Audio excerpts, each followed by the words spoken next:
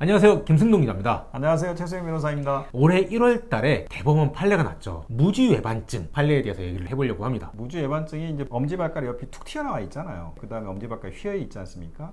그게 이제 무주외반증이라고 하는 부분인데요. 대법원에서 심리 불속행으로 심리를 하지 않고 기각해버렸죠. 1심하고 항소심으로 사실상 끝난 거고, 항소심에서 했었던 그 부분을 그대로 인정했던, 실질적으로는 대법원에서 이제 심리가 이루어진 건 아니고요. 2심을 그대로 인정하는 심리 불속행 기각의 판정이 정확한 대법원의 결정 내용입니다. 무주외반증이 흔히 엄마 혹은 엄마 친구들 발을 보면은 발가락이 그렇죠. 이제 안쪽으로 휘어있는 그렇죠. 엄지발가락 예. 튀어나오면서 예. 네네. 그걸 무주외반증이라고 하잖아요. 네네. 그 무주외반증과 관련돼서 수술보험금이 문제가 된다고 저는 알고 있어요. 직접 치료 목적을 어디까지 보느냐, 그게 이제 쟁점이었던 걸로 기억하고 있습니다. 직접 치료에 대한 목적이란 게 되게 애매한데요. 이 무주외반증이 문제가 됐던 게 인대와 뼈를 좀 잘라내고 네네네. 똑바로 맞춘 다음에 핀을 꽂아서 고정을 시켜놓고 네네. 1년 정도 후에 이 고정시켰던 핀을 다시 빼서 하는 수술이 2번 이루어지는 거죠. 네네네. 핀을 삽입할 때 수술이 한 번 이루어지고 네. 핀을 뺄 때 다시 한 번 수술이 이루어지는데 네. 핀을 빼는 게 수술이냐 아니냐 혹은 직접 치료냐 아니냐 이런 걸로 문제가 됐던 걸로 알고 있어요. 네. 엄지발가락이 밖으로 튀고 엄지발가락 안쪽이 안으로 휘니까 일단 모양이 변형됐을 거 아니겠어요? 그러니까 모양을 바로 교정을 해줘야 되겠죠. 네. 고정이 아니라 교정. 뼈를 깎을 거 깎고 교정을 한 다음에 내 고정물을 이제 삽입을 하고, 흔히 핀이라고 하는 그렇죠. 네. 그 부분을 고정을 시킨 다음에 고정이 완료가 되면 빼야 될 거 아니겠습니까? 핀을. 그 다음에 이제 재건술을 계속 유지해 주는 식의 보통 무주외반증의 수술의 치료 일련의 과정인데, 문제가 되는 건 내 고정물을 고정해서 삽입을 했는데 나중에 제거했던 부분은 무주외반증의 직접적인 치료의 범위에서 인정할 수 없다. 이런 내용이 이런 내용이 나왔죠. 네, 그게 이제 항소심의 내용이어서 과연 그런 건지. 근데 이게 분쟁조정위원회 결정, 금융감독원, 네, 예. 거기에는 그것도 일련의 과정 안에 포함시켰다. 그 부분에 상반되는 내용의 판결이 되어가지고요, 이슈가 계속 되고 있는 내용이죠. 제가 알고 있기로 2016년에 금감원 분쟁조정위원회는 이 무주외반증의 핀 삽입과 핀을 제거하는 1년의 수술을 각각 한 번씩 총 2번의 수술로 봐서 2번 다 수술보험금을 지급해야 한다 결론을 냈던 걸로 알고 있어요. 네. 근데 6년 후인 2022년 초에 항소심에서는 2번째 수술 핀을 제거하는 것은 수술로 보긴 하지만 직접 치료라고 볼 수는 없다 이렇게 결론난 걸로 알고 있습니다. 직접 치료로 볼 수는 없으니 보험금을 지급하지 않아도 된다 이런 결론이었다고 알고 있어요. 네. 그러니까 그게 우리가 이제 보통 치료라고 하는 부분은 제가 누누이 강조합니다만 증상 치료거든요. 증상을 호전하는 치료예요. 그런데 사람이 생김새가 다 틀리잖아요. 신체도 틀리고. 그러니까 어떤 사람은 증상이 굉장히 아프게 나타날 수도 있고, 어떤 사람은 무증상도 있을 수 있잖아요. 내 고정물을 였는데 불편함이 없어요. 뭐 이분 입장에서는 그게 있으나 없으나 치료하고는 상관없을 수도 있겠죠, 어떤 환자에게. 근데 어떤 환자는 너무 아픈 거예요, 그게 들어가 있으면. 그러면 이때 일률적으로 환자가 아픔에도 불구하고 이것은 직접 치료가 아니다 라고 할 수 있을까요? 환자의 상태와 증상에 따라서 이 환자에게는 이 치료가 필요하고, 이 환자에게는 그게 직접 치료가 되죠. 이 환자에게는 그게 필요 없어. 그러면은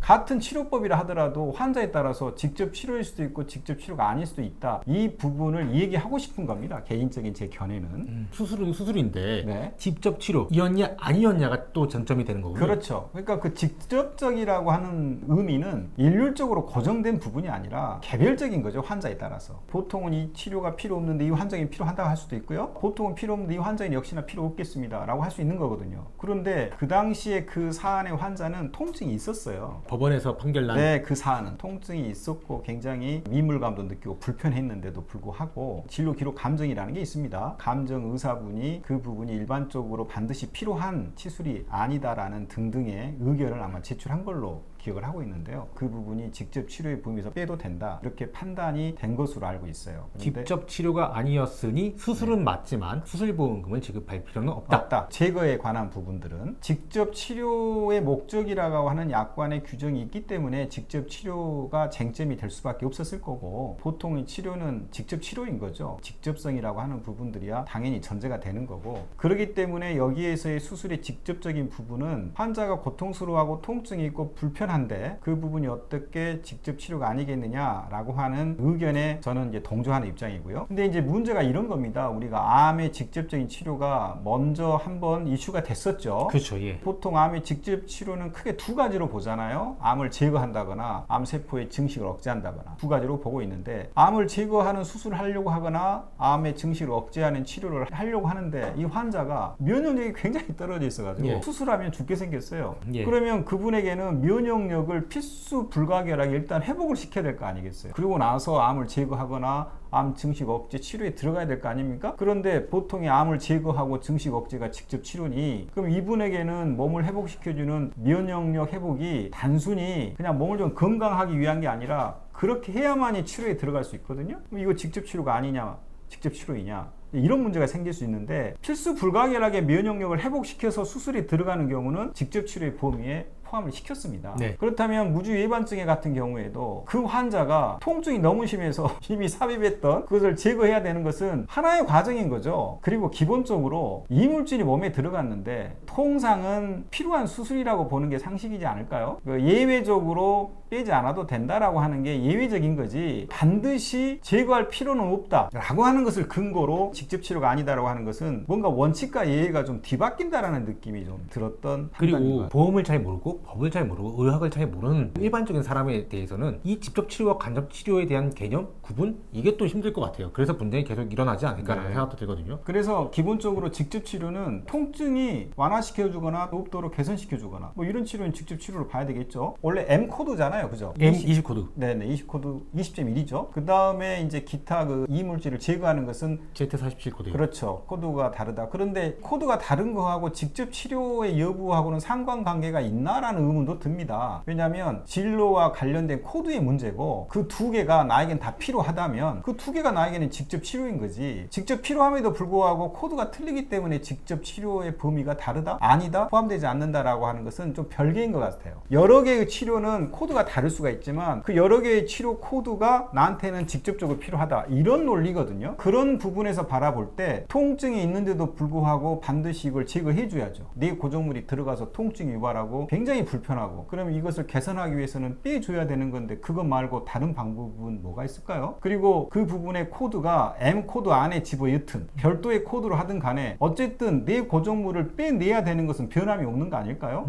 그리고 그걸 빼내야지 내가 통증이 개선되는 거 아닐까요? 통증이 없어지는 거잖아요. 그런데 그 코드가 M 코드고 Z 코드에 따라서 빼내는 것이 달라지나요? 그리고 예를 들어서 나는 증상이 없는데 빼면 Z인가요? 증상이 있고 빼면 M인가요? 어쨌든 M이나 Z는 그 부분에 대한 코드에 맞는 일련의 치료 행위를 그렇게 분류한 것이고, 분류하는 것과 상관없이 나에게는 빼내야 된다라고 하는 치료 행위는 필요하기 때문에 어쩌보면 M 코드냐 Z 코드냐 가지고 코드 싸움으로만 바라보는 것도 좀 문제가 있다라고 생각이 듭니다. 대법원 판례의 결론을 보면 이게 직접 치료가 아니기 때문에 보험금을 지급하지 않아도 된다라고 결론이 났어요. 네. 그러고 나서 보험사들은 판례를 근거로 해서 보험금 지급을 지금 거절하고 있거든요. 그런데 소비자 입장, 보험 가입자의 입장에서 보면 이게 어마어마한 크기의 보험금을 수령하는 게 아니니 네. 대응할 수 있는 방법이 별로 없거든요. 그래서 참 고민이긴 합니다만, 우선은 재판은 당해 사안에 관해서만 그 효력이 있어요. 제가 대응을 잘못해가지고 그 사건에서 패소했다가 나와 보세요. 그러면 대응을 잘하면 이길 수 있는 거잖아요. 근데 우리는 어떻게 대응했느냐, 어떤 주장을 했고 어떤 자료에 의해서 재판부가 판단했느냐를 따지기 전에 결과만 보고 따지잖아요. 졌다더라.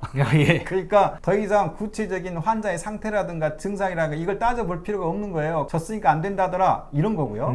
그러니까 보험회사 입장에서도 얼씨구나 증상과 환자의 상태에 상관없이 대부분 판례라든가 항소심 판례가 얼마나 좋은 근거로서 활용할 수 있겠습니까? 그렇죠. 예. 그러니까 그건 당연한 건데요. 방금 제가 전에 말했던 것처럼 나한테는 이게 직접 치료인 것은 환자 본인이 알아요. 아픈데 어떡하겠냐고요. 아픈데 증상이 없이 거짓말로 아픈 척 한다면 문제가 되지만, 아픈데 거기에 적절한 치료 방법이 빼내는 것이라면 그건 직접 치료에 해당이 되고, 그런 과정으로 다툰다면 또 다른 사안에서는 승소 가능성도 있다고 보여집니다. 근데 문제는 금액이 적죠. 네. 이런 경우에는 이제 마지막에 보험금 자체의 소송이 쉽지 않은 부분이라는 게 당사자가 그 금액을 가지고 변호사를 선임해가지고 들어가는 비용이라든가 이런 부분 대비 효과 부분을 해볼 때 그게 쉽지 않을 거라는 생각이 들거든요. 그런데 보험회사 쪽에서 거절하는 입장에서 할 수 있는 방법이 뭐가 있을까요? 소액이긴 하나 본인 소송이든 변호사님의 도움을 받아서 하든 간에 소송 과정을 거쳐야만 해결이 될 수 있는 거고, 그렇지 않는 경우라면 그게 해결이 될까요? 정책적으로 정부 당국에서 그걸 어떻게 적절한 조치를 취할 수 있을까 하는 의문이 많이 생겨서 좀 아쉽기는 하거든요. 그런데 달리 방법은 없을 것 같아요. 정리하자면 보험사는 항소심 판례를 근거로 보험금 지급을 거절하고 있는데 보험 가입자는 어떻게 대항해야 되냐라고 하면 소송 이외에 뚜렷한 방법은 없다. 없어요. 네. 그럼 개인이 대기업을 상대로 소송을 제대로 할 수 있냐라고 하면 거기서도 좀 쉽지 않다. 그렇죠. 그러니까 현실적으로 그런 문제 때문에 뭐 소송을 하십시오라고 하는 부분들이야 각자의 결정에 따를 문제지만, 소송을 고민하고 그런 부분을 혼자서 하기에 애로사항이 많다라는 것을 충분히 이해하기 때문에 결국은 사안마다 다르다. 그다음에 직접 통증이 있고 그걸로 인해서 내가 너무 힘들다, 아파서 빼내는 것밖에 방법이 없는데 그게 왜 직접 치료가 아니겠냐라는 그런 부분들에서 승산이 있다라는 정도는 제가 말씀해 드릴 수 있을 것 같고요. 증상에 따라서 그러한 부분들의 이물감을 느끼고 통증이 오는 환자분들, 특히 이제 피보험자들 같은 경우에는 적극적으로 한번 해보는 것이 어떨까 생각하고 있습니다.